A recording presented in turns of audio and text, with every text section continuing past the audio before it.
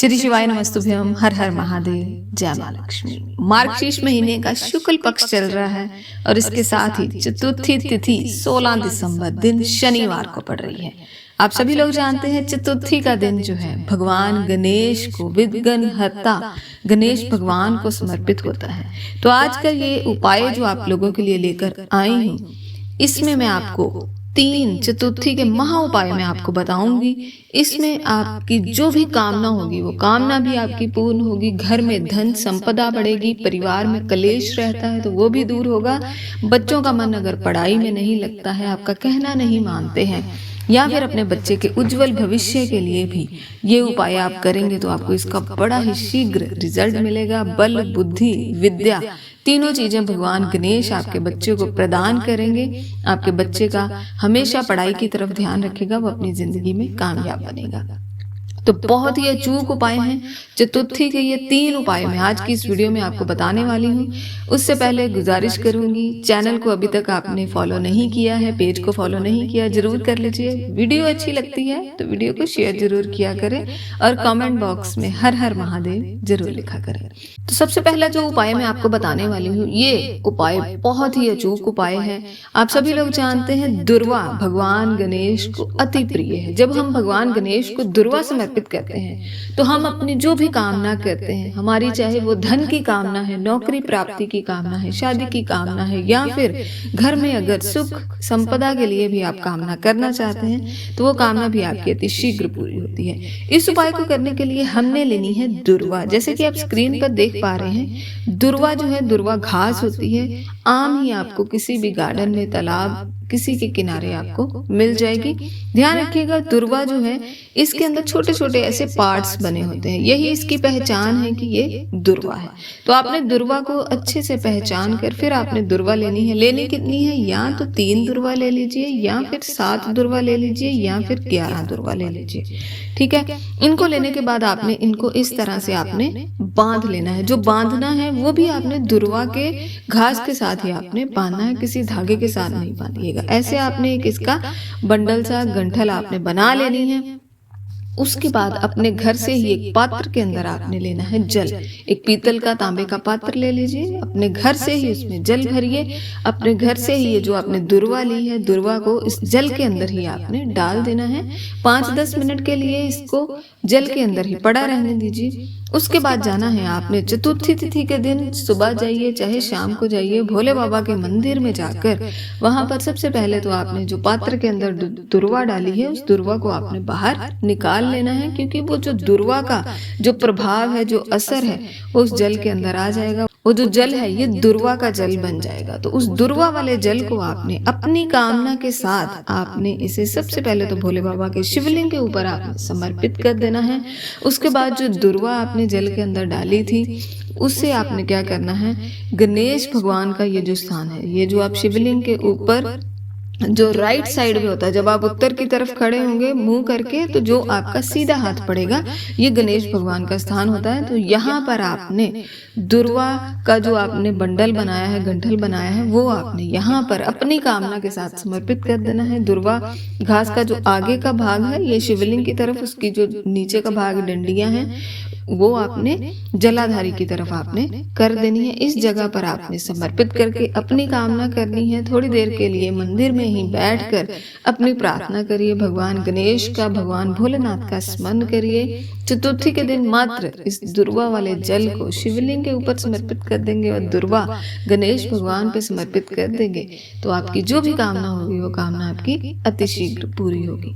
तो ये तो था पहला उपाय। अब जो उपाय बताने वाली हूँ दूसरा उपाय, ये हमने करना है 3 शमी पत्र के साथ। ये जो आप स्क्रीन पर देख पा रहे हैं ये है शमी पत्र। इस उपाय को अगर आप करेंगे तो आपको इसके 3 लाभ मिलेंगे। सबसे पहले तो आपकी कामना पूर्ति होगी, दूसरे नंबर पे आपके घर में, परिवार में सुख संपदा बढ़ेगी, सुख शांति आएगी, क्लेश दूर होगा, और तीसरा जो फायदा आपको मिलेगा, आपके बच्चों की तरक्की होगी, बच्चे का मन पढ़ाई में लगेगा, पति की काम में प्रमोशन होगी, उसके काम कारोबार में बढ़ोतरी होगी।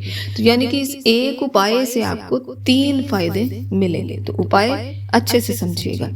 3 आपने लेने हैं शमी पत्र। ये जो आप देख रहे हैं ये पूरा शमी पत्र है। लेने कितने हैं? 3। अब यहाँ पर कुछ लोग कहेंगे हमें शमी पत्र नहीं मिलता है, लेकिन ये जो उपाय हमने करना है ये शमी पत्र के साथ ही करना है। और अगर आप कुछ पाना चाहते हैं भगवान से तो आपको थोड़ी सी मेहनत करनी होगी। शमी पत्र ढूंढ कर लाइए, अगर नहीं तो आप किसी भी जहाँ पर पौधे मिलते हैं वहां से आपको आसानी से शमी का पेड़ पौधा मिल जाएगा, उसे घर में ही लाकर लगाइए। ऐसा करने से आपके घर में एक तो शांति रहेगी, और अगर आप रोज शाम को शमी के पेड़ के नीचे दिया लगाएंगे तो माँ लक्ष्मी का वास भी आपके घर में हमेशा बना रहेगा। तो नहीं मिलता है शमी पत्र तो एक छोटा सा पौधा लाकर अपने घर में ही लगा लीजिए, फिर आप आसानी से उसका प्रयोग कर सकते हैं। 3 शमी पत्र ले लिए। भोले बाबा के आपने जाना है मंदिर में, एक पात्र के अंदर जल लेकर तो अवश्य जाइए। कभी भी भोले बाबा के मंदिर में खाली हाथ नहीं जाना, पात्र के अंदर जल अवश्य लेकर जाना है अपने घर से ही। सबसे पहले तो आपने जो पात्र लिया है उसके अंदर 1 शमी पत्र डालना है। जी हाँ, सबसे पहले 1 शमी पत्र डालिए। आपने वो जल भोले बाबा के शिवलिंग के ऊपर समर्पित करना है। अपनी कामना कहनी है, भगवान कुंदकेश्वर महादेव का स्मरण करना है। पहला शमी पत्र समर्पित करेंगे भोले बाबा के शिवलिंग के ऊपर कुंदकेश्वर महादेव का स्मरण करते हुए, अपनी कामना करते हुए। ये जो आप समर्पित कर रहे हैं शमी पत्र, इससे आपकी कामना पूर्ति होगी। जी हाँ, चतुर्थी के दिन कुंदकेश्वर महादेव का नाम लेते हुए 1 शमी पत्र शिवलिंग पे समर्पित करेंगे तो अति शीघ्र आपकी कामना पूर्ण होती है। अब आपके पास जो दूसरा शमी पत्र है उससे आपने क्या करना है? आपके परिवार में अगर कलेश रहता है, अशांति है, आप चाहते हैं आपका पूरा परिवार मिलजुल कर रहे, दूसरा शमी पत्र आपने लेना है।